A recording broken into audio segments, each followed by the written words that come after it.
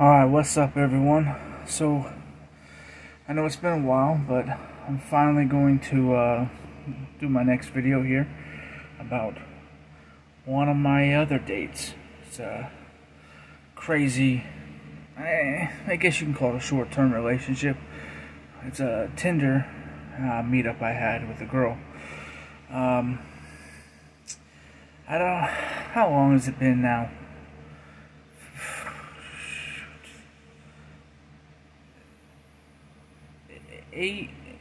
Man, I don't even know time anymore. 6 to 9 years, something like that. Let's just say 8 years, something like that. So, anyways, within the last decade.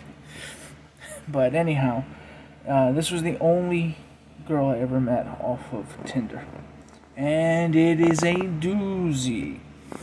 So, for those of you who aren't familiar with this series, this is just kind of showing you the benefits of red pill mentality, how I got to that point, because I didn't used to always be that way, and I've dated 500 women, and the craziness of the female species, especially from where I live. So here is another crazy story. I don't even remember who messaged who, but 99% of the time, the women messaged me. So I'm pretty sure she messaged me, because this particular woman was not really my type. But you know, guys, like, if you get attention and then you'll screen them very harshly and say, well, if you do everything I tell you to do, maybe I might make an exception for you. Let's see how well she'll bend. And this one bended. So 2 or 3 sentences were said, and I basically explained to her what I was into, and I told her, look, I'm, a dom, BDSM, so forth and so on.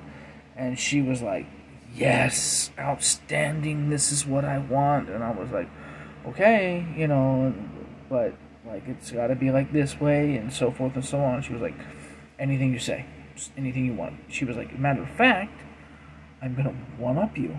And I was kind of like, what? I don't understand. How can you? What do you mean one-up me? And she goes, this is what I want you to do. Now, mind you, we'd only seen each other's pics on the profile, and we're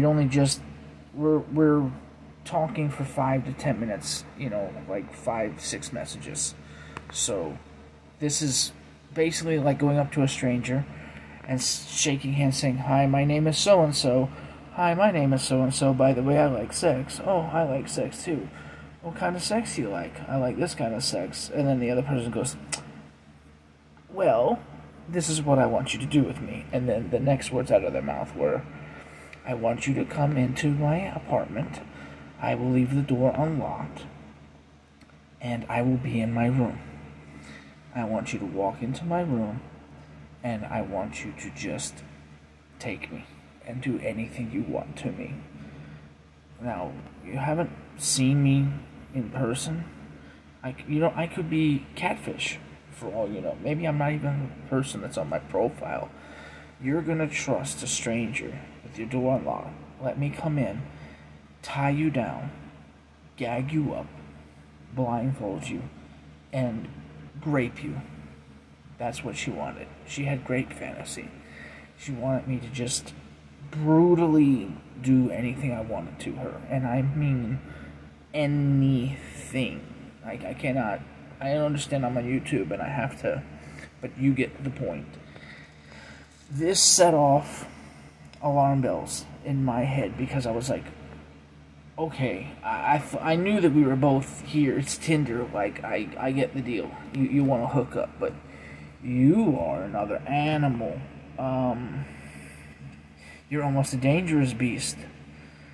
But at the same time, I was still like, how do I tame her and protect myself and still get what I need out of this transaction? I think most men approach it in that manner. So I was like, okay, I took screenshots of everything, and I said, well, I don't feel comfortable doing that. What I will do is I will come in, I'll sit with you, we'll talk, we'll get to know each other, I'll feel the vibe out, and then from that point forward, we can make our way back to the bedroom or whatever, and then I'll initiate when I feel I'm ready. And she was like, sure, whatever. You know, she just wanted it. And easiest deal to close ever, you know? So I went over there. This was around Christmas time. I went over there, and she said she worked in the medical industry. She had a 2-year-old daughter who was home at the time, which is like, why are you doing this when you have a little girl at home? Because you could hurt that child. If somebody, you get the wrong person, you know, anything could happen to both of you, and then now there's a double homicide. So this is really the harmful effects of feminism at work right here. So we watch Black Mirror, a couple episodes, have a couple drinks. Her house is a mess, you know. I was just kind of like, this girl just doesn't seem to have anything together. But needless to say, you know how guys are, I'm still gonna proceed. We go to the back, get it done, and it ends up being a thing for a couple weeks. There's return visits, and I begin to sort of train her, and, you know, whatever. You can just kind of imagine. I did some things with that person that I can't say I've never done with anyone else, but some things were the first time with her, that you would just, 99% of you have probably never done. Let's just say that. We pushed the boundaries. They're illegal in many states. And then all of a sudden, you know, a week and a half, I think it was like 10 days or so, she's just like ghosting me a little bit or whatever, and then it's like she's got another guy and moving on, which, you're not breaking my heart or anything like that, but, you know, it's like, seriously, if you just want to move from the next to the next to the next to the next, like, you know, whatever, I get it, but you're filling a hole in your body, with your body that's in your soul, and you can't see it. I don't know if she was a nymphomaniac, I don't know if she had issues. I didn't sit there and have long conversations with her or anything like that, but this is where it gets crazy. We did the usual, like, F you, you know, and we split ways, and 6 months I didn't hear anything from her. Then I get a Facebook message from her out of the blue, which was very random, because we never spoke really on Facebook or anything like that, and it was something like, did you see my status? Like, yeah, I go around just reading people's status, especially yours, you know, I really, no, I didn't see your status, and she said it like, of course, like, it was the center of the world, and of course, oh my god, you really should have seen my status, seriously, I don't believe it, you know, and I was just like, where are you coming from? So, she's like, it's very important, you need to look at it, and I'm thinking, fuck, like, she's got disease, and I've got it, like, I'm, you know, just freaking out at this moment. So, I go read the status, and it says, I'm so happy that my rapist is going to jail, and the courts did the right thing, blah, blah, blah, blah, blah. So apparently she had this guy that she claimed raped her, and she filed charges and the whole nine or whatever. That's when, like, I got chills. This happened, I was in the shower, like, when this happened, and I was like, whoa, I see what's happening. Like, she was having great fantasies with men, and then she's now trying to claim that a man raped her. If that's what you like, how can you be raped? And I know some women are going to say, hey, but wait a second, somebody, she may have given 10 men permission and then one guy, would do it. What are the odds, though, that a woman has great fantasy also happens to be raped? Isn't it not more likely that she just got into a fight with a guy and then changed her mind and said, you know what, I am retroactively withdrawing my consent, and I'm going to say that you raped me?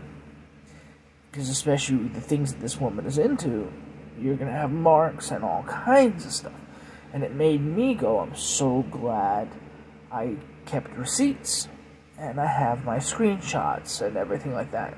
Even now to this day, I still do. And so I went off and I was like, I told her, I said, I don't need to effing hear this, whatever. We had an argument about it. I'm not going to get into specifics.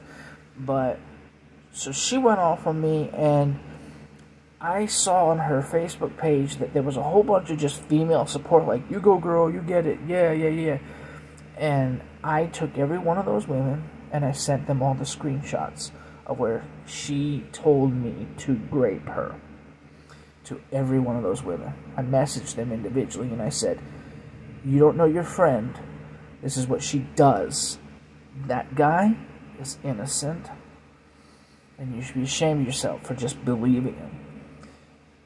Every one of them either ignored my messages, just sat there, read it, and then didn't reply, or the few that did were like, hey, I don't need this crap, blah, blah, blah, blah, blah, and tried to, rationalize it or make up excuses. And one of them actually got into a back and forth about it, like, no, screw you, tell me I was the asshole, basically. And I was like, you guys will still defend this person, even though I've now told you her biggest secret, and you know that she's putting an innocent man in jail. That's BS. So, she tried to say something, whatever. After that, she found out that I exposed her to her friends, and I just blocked her.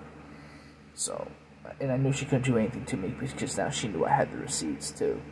So, this is what I mean, guys, that women have the power to retroactively withdraw consent. Imagine if a man did that and say, hey, I was raped. 6 months ago, I had sex with this woman, and, she raped me.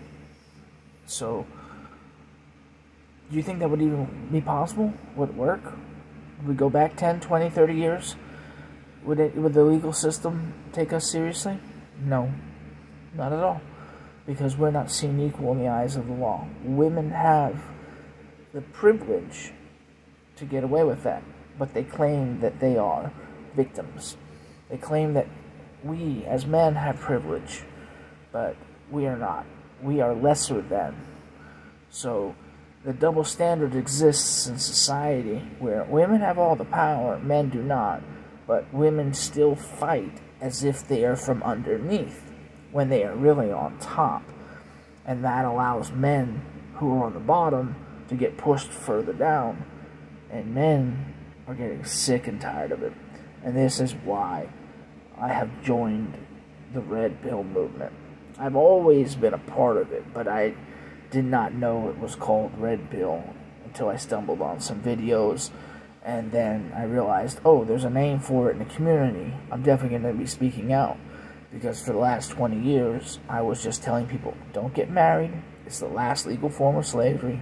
Don't have a child, because once you do, that woman can just legally steal all your money, and the government's going to back her.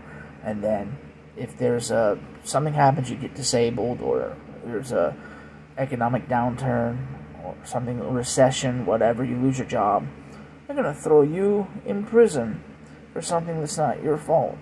And she just gets to sit there and decide she wants to have the baby, and you can say no, and it doesn't matter. She can steal your sperm, whatever, and she can just take 18 years from you and throw you in jail and never allow you to see your kid or anything, and weaponize that kid, weaponize that marriage against you. And this is what these women's mindsets are like. the mindset of come over and grape me, but then I'm going to charge you for grape. Marry me, but then I'm going to charge you for marriage. Have a kid, but then I'm not going to let you see the kid, and then I'm going to make you pay for it. Because they're all vindictive. That's why they say, hell hath no fury like a woman scorned. So, I'm sharing these stories one by one because there are so many of them. And I want you guys also in the comments to share your stories. And let's mobilize, let's get together, and let's legislate, and let's solve this problem together. Red pill for life until we fix it. We need true equal rights for men. Evolve beyond mythology. Deuces.